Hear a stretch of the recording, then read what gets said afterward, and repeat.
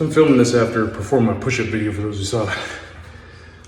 So I'm tired, and it's good work. But instead of performing this when I'm all good, I'm gonna perform this when I'm tired. A little more added bonus to the challenge. A lot of people see my stuff. I posted the other video the other day to show all the different things that I've done. To be like, I don't play around with stuff because I don't know. I play around with stuff because I know. So I could be like, yep, done that. Yep, done it. Now what people see is a compilation of all those other elements that I trained in this skills display video. And I just put them together. Because why not? So, this is just a 30 because that's what I had in the gym. Normally I do this with 50s. And I'm issuing a challenge for people to try this out themselves. Before criticizing everything, step first into the zone. Everyone sits back from a place of not knowing and they criticize so heavily. Like people that sit in the armchair at home and criticize sports games when they've not been on the playing surface. Have such strong opinions for people that haven't walked the path. All right, display time. Slow motion, right? Real time, going slow. Transitioning, flowing. This is not easy. Main reason why many people don't display these things is because they can't do them. With internet and social media training, everyone's creating a giant advertisement for themselves, showing their skills and what they can do.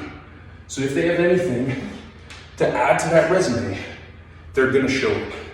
They don't leave anything off the table because they're performing for likes, views, and sales. So if anyone feels like this stuff is super easy, I challenge you to give it a try. Oh, slow motion.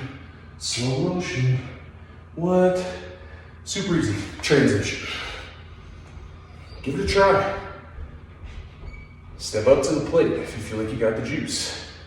And if not, realize that there's levels to this stuff that some people just aren't there yet. And before criticizing everything without experience, step into the danger zone a little bit. Play around. See what you can come up with. This isn't impossible, but it's misunderstood. And since I'm one of the ones speaking this language, it makes sense that if I want it to be understood, I learn to translate it to other people too. So again, if you got the juice, let's see it. This isn't even about competing. It's about respecting one's craft and understanding it from a place of experience. Then you can honestly and objectively analyze, critique, study, and perform. I've done everything else. I know the challenges that it presents.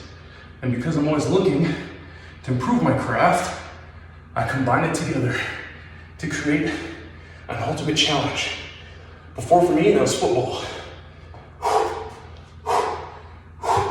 This is now my proving grounds, my training surface, facing the iron, facing the weight, facing the challenge of self-development and expression, building courage, strength, power in all facets. Not just mind, not just body, but spirit. And a lot of times, the body hides in linear. You hide in comfort. So if you actually have to find something that's hiding, you're gonna have to oftentimes go outside the comfort zone. And then you find, there's something there. But if you do not venture, if you never undertake the journey of going out and exploring your world, yourself, then you don't actually know. You sit back and think that you know because you read a map.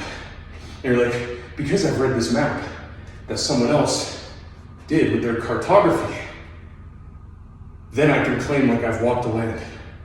But looking at the land from the map does not mean that you've walked yourself.